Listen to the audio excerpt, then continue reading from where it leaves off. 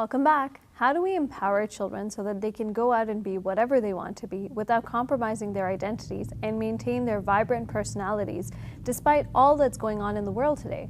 We asked Ustadha Zohra Servari these very questions at our visit at the Being Me conference. Ustadha Zohra is a Muslim author, business coach, entrepreneur, and an international speaker living in Sacramento, USA. She has a bachelor's degree in psychology and business administration and is currently pursuing a master's in Islamic studies. She has also homeschooled her 4 children. Let's hear what she has to say about raising resilient children. Welcome to the show, Zohra. Jazakallah khairan. Thank you for having me. So, you deal with a lot of educational related issues. You've homeschooled your children as well. How has the political, social climate that we're living in today impacted your ability to be able to do that? And how has it, I guess, changed in some ways as well, right? Absolutely. I think seeing what's out there, seeing the options we have, and seeing the issues we have in the school systems has really made me take the direction of homeschooling, because of not only the bullying, but the hatred, the Islamophobia, the hijab pulling, and lots of issues I don't think kids need to deal with at their age, have made me give them, where their goal should be education, has made me decide to homeschool and give them a safe haven where they're learning, they're growing, they're changing, building their self-confidence to be able to be the best humans they can be. And that was one of the biggest reasons I decided to homeschool. Now, I know someone like you, you have the ability and you're able to homeschool, but a lot of parents aren't able to do that. So I want to walk through some of the issues that you talked about. The first one being, what are some strategies that we can give, that parents can give rather, for kids to develop a strong Islamic identity in light of issues like Islamophobia, which is also evident? We have the same issues here in Canada. That self-confidence, that self-esteem we can give as Muslims is the foundation of them dealing with every problem that is going to come at them, whether that's bullying, whether that's peer pressure, alcohol, anything that can come to our kids. So for me, the way I look at it is, the more knowledge they have of the faith of Islam, the more knowledge they have, and the more they understand the lives of the messengers of Allah, peace and blessings be upon them, and the Sahaba, the companions of the Prophets, peace and blessings be upon them, the more they can see not only their struggles and some of the stuff they went through, but the more they can see, wait a second, subhanAllah, they've been through some of this already, so I can handle this as well, inshallah. What are some examples of that? So really honestly, I'd say one of the best examples would be, when right now, I guess a lot of families have divorce that happen between them. Yeah. And so the parents get separated, and, the kids are in 2 different homes and stuff. And a lot of kids feel like that is a lot of stress. And so it comes back down to when they look at the life of the Prophet Muhammad, peace and blessings be upon him, and they realize that his father died when he wasn't even born. His mother died when he was 6 years old, subhanAllah. And so he had so many people raising him, from his grandfather, and then his grandfather passed away, and then his uncle raised him. So from all these things taking place, yet, mashallah, he was resilient and strong, and it's just an excuse of what we're going through. And when they can see all of this happening, then subhanAllah, they have a different view of like, oh, it could always be worse. And that's something we always say in my house, it can always be worse. You always look at your situation, and it can always be worse. And then again, even taking verses from the Quran and saying, there's a verse obviously in chapter number 14, Surah Ibrahim, where Allah Azza wa Jal, God the greatest, says that if you are grateful, I'll give you more. And reminding ourselves of many of these things that we don't do. And so, are we just being complaining and negative, or, but again, those identity, or seeing Ayub alayhi salam, Jah peace be upon him, but with him, all the illnesses he went through, losing all his money. So when our kids see, maybe they're going through that, maybe their family just lost their family business, they're in bankruptcy and they don't have certain things, and they get sick, maybe their kids have cancer or something, they know that, this is how the messenger of God, peace and blessing, dealt with upon it. So how can I deal with it? So these are all examples of, the difficulties, or, Jesus, peace be upon him, all of the issues that he dealt with. It was very difficult. Or his mother Mary, peace be upon her, all the issues she dealt with as a single mother, and not having even been with a man. And so it's so many things that we can learn from all these stories that build our self-esteem, our confidence. So when the difficulties arise and they come at us, we're not at loss for like, oh, what should I do? I'm depressed. I don't know. We stand back up and say, well, this is how they dealt with. This is how we need to deal with it. Inshallah. So when you talk about building that foundation, right? So Yes. Take an example of a child goes to a public school. They deal with these issues. What's the way to build this foundation? Is it sending them, because my husband is a teacher and he tells me a lot about the kids that they go to Islamic school, and so the parents think, okay, they're getting everything there. Or like, kids in public schools. I have friends who used to go to Sunday Islamic school and they don't really have that foundation. So how do you build that foundation?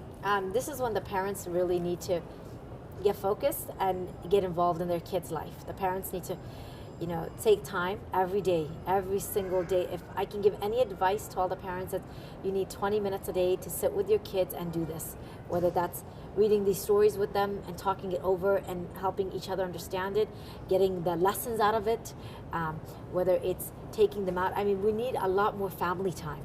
Because, as sister said earlier, the kids are stuck on gadgets. And I'll be honest with you, my kids don't have gadgets. They don't have phones. My oldest, who's 17 and she's in her third year of university, mashallah tabarakallah, she has a tablet, which she uses for her studying and stuff. But my boys both got tablets as gifts, because one did a competition for the Quran memorization and he got one, and one got it for something else.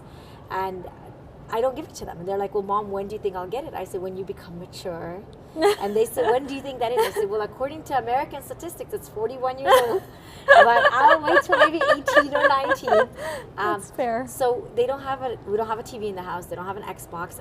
Really, I want them to be outside. I want them to be playing. I want them to enjoy life and not just addicted to tablets and phones and, computers. I mean, they do use computers for their studying, but beyond that, So how do you get away from that? So you have a family situation where, mashallah, you've been able to do that. But yes. I know a lot of young moms as well and parents who it's come to a point where kids are addicted to their phones. And I think I would say even adults sometimes, right? Yeah. How do you break away from that cycle to rebuild a strong identity? Make a time at night, let's say 7 to 7:30. 7 to 7:30, all of us, daddy, mommy, whoever has it, all of us are going to put it all in a room.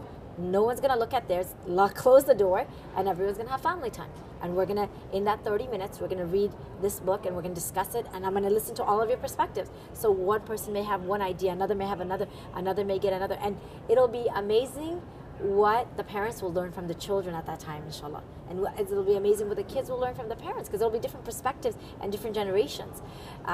But making that time, including the parents, I always say lead by example. So if I'm going to tell my child to memorize the Quran, inshallah, I better be memorizing it as well.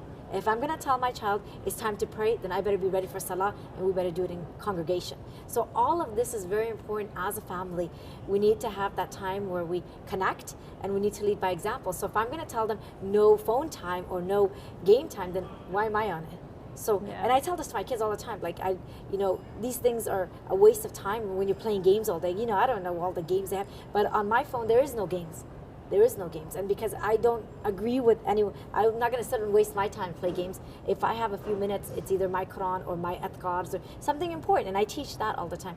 So what we do with our time is valuable, and I think if we led by that example, inshallah, then again, our kids aren't always listening to us, but they're watching us. A lot of times we're sitting there telling them, but we're not doing it. We need to become the examples of doing it, and don't say it so much. We don't need to tell them.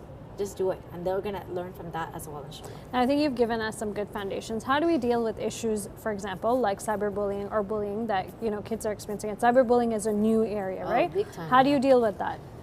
First of all, I don't think kids should be on social media the way they are. I really don't. I don't think they're ready for it. They're not mentally mature.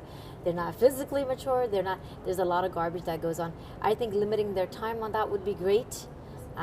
That would be my best thing for cyberbullying. They don't need to, because if they're not on it, they're not going to get bullied. Number one, get rid of that stuff as much as you can. Number two is, as far as bullying itself goes, if they have their self-esteem, their confidence, and their awareness, then subhanAllah, they need to be able to have that relationship with their parents that they come and tell them I'm being bullied. And if that's the case, then obviously they need to address that with the school. And a lot of times you may need to relocate your child to another school, to a better area, if that needs to be, because bullying has become a big issue, including cyberbullying, where kids are now committing suicide by the masses. It's not a joke anymore. I get messages from kids who want to commit suicide, Muslim kids, all the time. On Facebook, I'll get, people like, I'm 16, I'm at the end of my rope, I have nothing to live for, I'm going to commit suicide. And I'm like, are you like playing a prank on me? Are you serious? Like, you know, at that moment, I don't know what to expect. And so I'm trying to connect with these kids and I'm trying to talk to them on Skype because they're in different parts of the world. But when I get on that phone and they're crying to me and they need that help and family's not listening, then we've done something wrong. We've done something wrong. So I think that relationship that parents need to build is let the kids come to you with anything.